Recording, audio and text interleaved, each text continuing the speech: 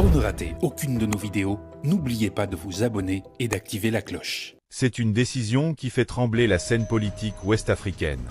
En quelques jours seulement, le Togo a procédé à l'arrestation puis à l'extradition de l'ancien dirigeant burkinabé Paul-Henri Sandaogo Damiba vers le Burkina Faso.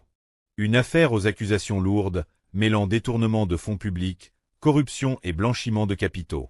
Comment cette extradition a-t-elle été rendue possible? Quelles garanties ont été exigées par la justice togolaise? Et surtout, quelles conséquences politiques et judiciaires cette décision aura-t-elle pour le Burkina Faso et la région? Décryptage immédiat. Le choix du Togo pour Damiba, c'était un faux choix. C'est un choix qui n'est pas très intelligent, qui n'est pas malin, surtout connaissant la position politique du Togo. Et ça, c'est quelque chose qui n'est pas caché. Les gens ont pendant longtemps parlé de Faure qui se déplace tard la nuit dans ces pays-là. Les négociations CEDEAO-AES, le rôle que Faure a pu jouer dans ça, à un moment donné, il fallait comprendre que le pouvoir au Togo a des intérêts et que ces intérêts passeront certainement au-delà de la personne de Damiba. Maintenant, ce qui lui est reproché, c'est aussi ça le challenge, parce qu'on lui reproche blanchiment de capitaux, enrichissement illicite, incitation à la criminalité. Toutes ces choses peuvent être reprochées à qui aussi? À celui qui demande à ce qu'on ne lui rende. Donc réellement, pour moi, cette situation, c'est juste un autre tour de magie, parce que récemment, avec la situation au Bénin, récemment avec les situations au Venezuela, la narrative par laquelle ces pouvoirs installés par le putsch sont bien fortes et peuvent faire quelque chose, c'est effrité. Et connaissant bien les approches utilisées par Ibrahim Traoré, ce n'est qu'une autre approche pour dire je suis encore là et je peux faire quelque chose. Et pour cela, il fallait trouver les moyens et s'il le faut, satisfaire les besoins du Togo pour récupérer Paul-Henri Damiba. Docteur Banga? Moi déjà, je suis d'accord avec lui, il y a une imprudence chez Damiba. Je peux comprendre que dans le feu de l'action sur le Togo, mais perdurer au Togo, quand c'est les relations qu'on a entre le Togo et les pays de l'AES, moi c'est totalement imprudent. D'autant plus qu'à chaque tentative avérée ou pas, ou supposée de coup d'État, on connaît le narratif, c'est Damiba, la Côte d'Ivoire, la France. Donc il devait, moi, à mon avis, bouger. Après, pour le Togo, il y a deux choses. Soit les preuves ont été irréfutables, on verra, mais je pense qu'il y avait d'autres solutions pour le Togo.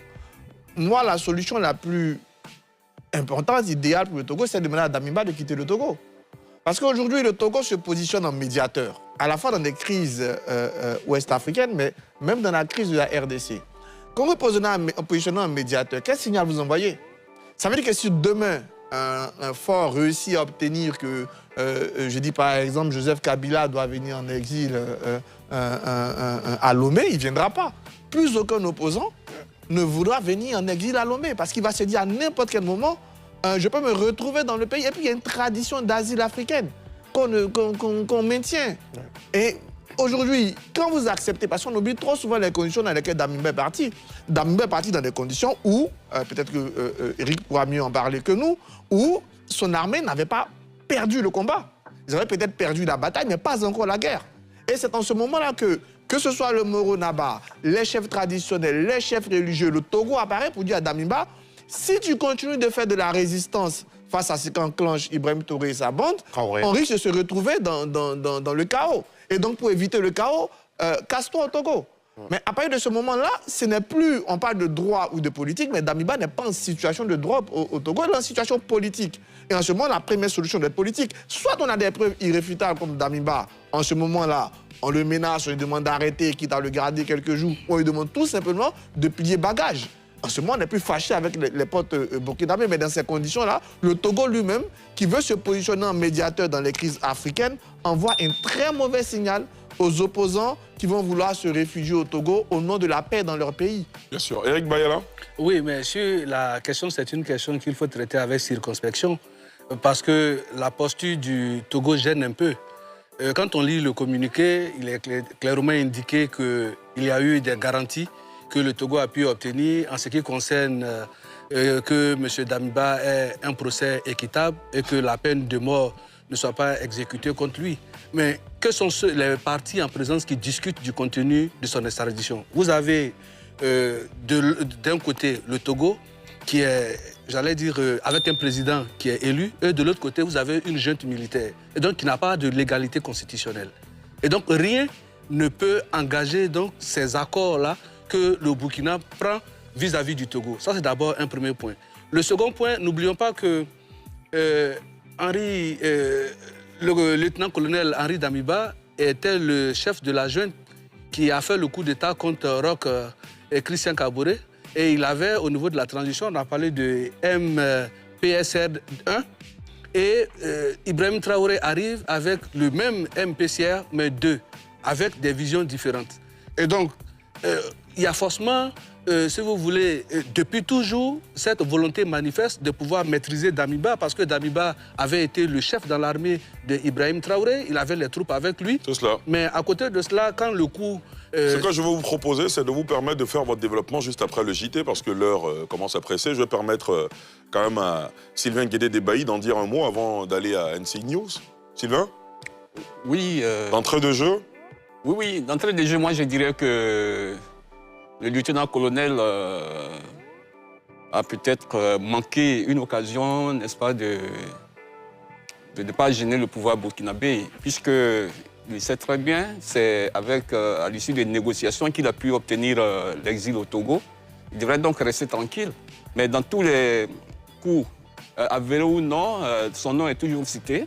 Il a fini par agacer son hôte, qui est le président Faure Gnassingbé, et le président Faure Eyadema. Et je pense que quand on me dit que Damiba, on devait lui proposer de quitter le Togo, non, il n'avait pas à quitter le Togo.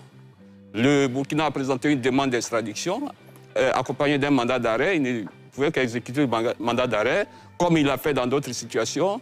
Dans la situation ivoirienne, on se souvient que Dida Kwasi, qui était aussi réfugié au Togo, a été extradé dans les mêmes conditions. Donc, c'est le même Togo, c'est le même Faure. Et je pense que l'avenir nous dira ce qui va se passer. Mais je pense que Damiba est présumé innocent. Il fera face à la justice burkinabé. Dieu merci, la peine de mort ne sera pas retenue contre lui. Il est présumé innocent. Le procès va s'ouvrir. Peut-être qu'il pourra gagner le procès. Qu'est-ce qu'on en sait? Serge Daniel, avant de vous laisser partir et avant de courir à NCI News, dites-nous, est-ce que selon vous, le Burkina Faso aujourd'hui dispose de garanties judiciaires et sécurité suffisantes pour juger un ancien chef de transition et ne pas appliquer surtout la peine de mort? Nous sommes dans un régime d'exception. Dans un régime d'exception, la loi n'est pas forcément respectée, c'est la loi du plus fort qui compte. Je voulais me permettre très rapidement de dire quand même quelque chose à propos de Damiba, c'est que d'après mes informations, depuis 2022, il rêvait de quitter le Togo pour se rendre aux États-Unis. Pourquoi il n'a pas pu le faire? Est-ce qu'on l'en a empêché? Est-ce qu'il n'a pas eu les moyens? Je voulais me permettre de le préciser parce que j'ai entendu tout à l'heure au cours du débat des gens intervenir sur sa présence au Togo. Très bien. Alors pour revenir à ma question, les garanties d'un procès équitable pour Paul-Henri Sandaogo Damiba au Burkina Faso. On va voir comment ça va se dérouler. D'abord, il est arrêté, c'est une arrestation.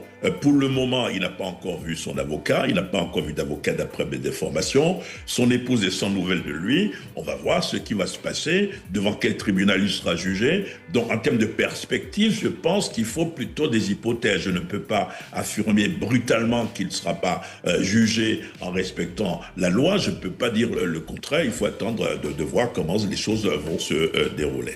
L'avenir nous dira, adviendra que pourra. Merci beaucoup Serge Daniel d'avoir répondu à nos questions depuis Dakar. Et avec vous, on suivra évidemment cette situation, cette actualité au fur et à mesure qu'elle évoluera. Merci beaucoup. L'extradition de Damiba marque sans doute un tournant décisif dans la lutte contre l'impunité et la coopération judiciaire en Afrique de l'Ouest. Mais de nombreuses questions restent ouvertes.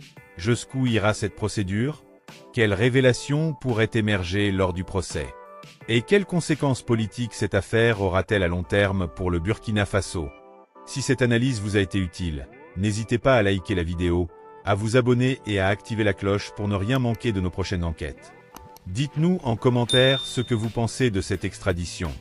À très bientôt pour une nouvelle analyse.